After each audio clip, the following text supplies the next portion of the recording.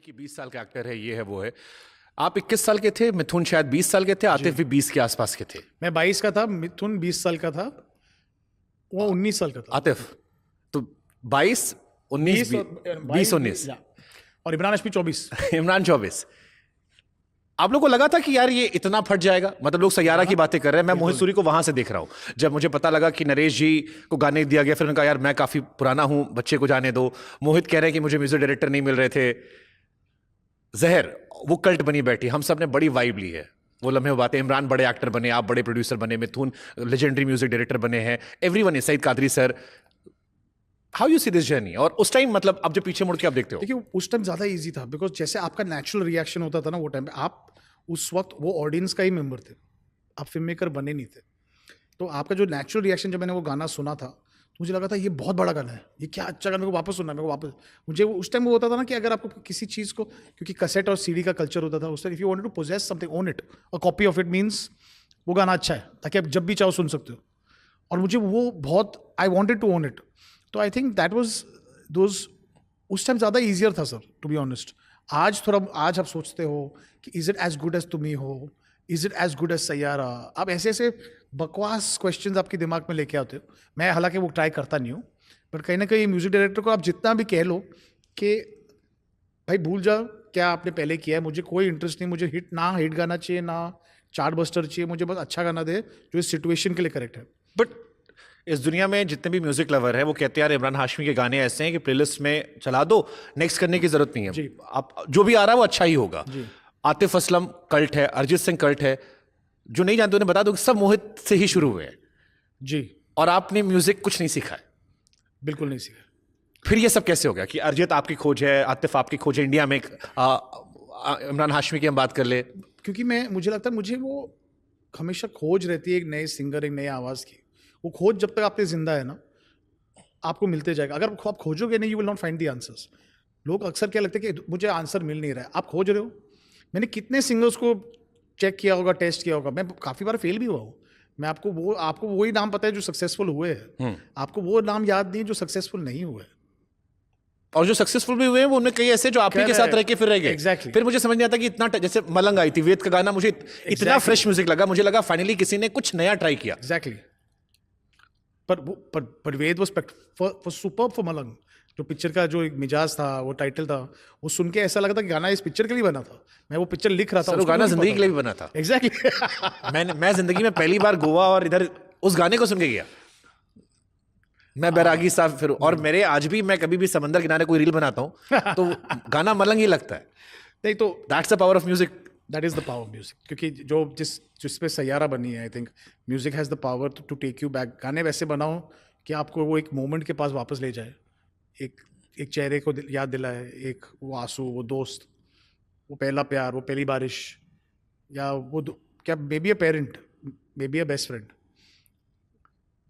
पर गाने ऐसे बनने चाहिए जो दिमाग सोचने पे मजबूर ना करे, आपके दिल में रह जाते हैं। तो पहले गाना बनाते हो, पहले फिल्म बनाते हो लिखने के बाद? लिखने के दौरान ही, जो मैं राइटिंग द स्क्रिप्ट, मैं गाना बनाना शुरू करता हूँ। और ये कैसे डिसाइड करते हो इससे गवाना है या इससे नया लेना है? फेल भी करता हूँ, कभी कभी बनाता हूँ, मुझे लगता है ये वर्क हो रहा है, और फिर मुझे पता लगता है कि नहीं वर्क हो रहा है, खत्म, आगे जाने के बाद। It's like a writing process. It's like आप सीन लिखते हो, आप आगे जाते हो, क्लाइमैक्स में पूछते हो, आपको पता लगता है ये सीन वापस नहीं लिखना है। तो इट्स अ वेरी, इसलिए मैं न्यू म्यूजिक कंपोजर और सिंगर्स के साथ काम करता हूँ, क्योंकि वो गिव अप नहीं करते। मेरे को मोहित सूरी से दोस्ती करनी थी। उसका रीज़न ये था कि मोहित ने अपने इंटरव्यू में कहा कि मेरे पास बहुत सारे स्क्रैचेस पड़े रहते हैं, तो जब मैं गाड़ी चलाता हूँ तो प्ले कर देता हूँ। और ऐसे ही मैंने अंकित तिवारी को ढूंढा, सुन रहा है तू, कि हम गाना प्ले। मैंने उनका गाना सुना था, मैंने लगा था गाना बहुत अच्छा, पर मेरे पास जगह नहीं थी। हाँ, बट पीछे वो आदित्य शायद लोग गुनगुनाने लगे थे। नहीं, फिर एक गाना सेट पे था जो हम लोग इतने ज़्यादा खुश नहीं थे वहाँ से, क्योंकि बाकी सब गाने बहुत खुश थे। तो मैंने बोला एक काम करो, हम लोग ट्रैवल कर रहे थे, एक लोकेशन से दूसरे सिटी जा रहे थे। आदित्य बैठा था, शाद को पता था, शाद मुझे बता रहा था, शाद मेरा बहुत सपोर्टर रहा है। तो वो गाना सुना, वो वाला, वो रोने वाला। तो महेश ठाकुर साहब भी आगे बैठे थे, सीनियर थे। उसका प्रमोशन आपने अच्छा किया था। हाँ, और तो फिर वो गाना बजाया हम लोगों ने, और वो पूरी जर्नी में हम लोगों ने 10 बार सुना वो गाना, और उसमें से मुखड़ा ही था। सुन रहा है ना तू? जी, रो रहा हूँ मैं। ब्यूटीफुल। तो वैसे वो गाना सुना, सब बोला यही गाना। तो मैं वापस बॉम्बे तो अच्छा, वो गाना तो शूट कर रहे थे हम लोग केप टाउन में, वो स्टेडियम। तो मैंने सिर्फ बैक एंगल शूट कर दिया, फ्रंट एंगल शूट ही नहीं किया, ताकि वो फ्रंट एंगल आके इधर बॉम्बे में शूट किया, ताकि वो गाना हम लोग चेंज कर सकें। सैयारा में मोहित सूरी का फेवरेट गाना कौन सा है? 3 गाने, 6 है तो 3 तो मैं कर सकता। देखिए, अब एक गाने को डिसाइड करने से, स्पेशली यंग म्यूजिक डायरेक्टर्स के साथ, तो मुझे ऐसा लगता है कि मुझे अपने बच्चों में से किसी को डिसाइड करना पड़ रहा है। बट सबसे ज्यादा सुने कौन से आपने? चलो, मतलब सारे अच्छे नहीं, मैं एक्चुअली मैंने साथ के मैं साथ बर्बाद से बहुत खुश हूँ, मैं धुन से तो बहुत ही खुश हूँ। और मैं सच्चे तो परंपरा से अच्छे लोग मेरे को कभी लाइफ में नहीं मिले। और विशाल मिश्रा तो मैं पहला वो शख्स था जिन्होंने उनके टैलेंट को पे बिलीव किया था। ये एनिमल से पहले लोगों को ये पता भी नहीं है। तो मेरा उनका रिश्ता बहुत पुराना जाता है, 10 साल पहले। मैं हमेशा बोलता था ये बहुत बड़ा स्टार बनेगा। Vishal is very good friend of mine. And he will agree to this. हाँ, बट मुझे इसमें एक मैजिक सा दिखा। जब मुझे हमेशा पता था, पिक्चर का टाइटल नहीं था, और मुझे हमेशा पता था ये गाने का सिचुएशन ये पिक्चर का टाइटल बनेगा। और ये गाना जैसे Tanishk, Faheem Abdullah, Arsalan, Tanishk is very underrated, और इरशाद भाई, हम सब मिलकर how we made this song. I think इसका जो प्रोसेस था, इसमें कुछ मुझे ऐसे वापस एहसास दिलाया जैसे मैं वो लम्हे बातें हुए वापस काम कर रहा हूँ। ये अलग कल्चर्स, अलग जगह से लोग साथ मिले और फिर एक गाना बना जो एक्चुअली एक नॉन फिजिकल ऑब्जेक्ट है, जो आपको इतना रुला सकता है, आपको हंसा सकता है, आपको फील करा सकता है। तो मुझे ये पूरा प्रोसेस बहुत बहुत अच्छा लगा। I felt I was going back to my basics. तो मुझे याद है, ये खत्म होने के बाद मैंने अपने दोस्त को फ़ोन किया था, शाद को और आदित्य रॉय कपूर को फ़ोन करके बोला था, यार मैं आज बहुत खुश हूँ, मैं अब भी जिंदा हूँ, 20 साल बाद भी गाने बना रहा हूँ।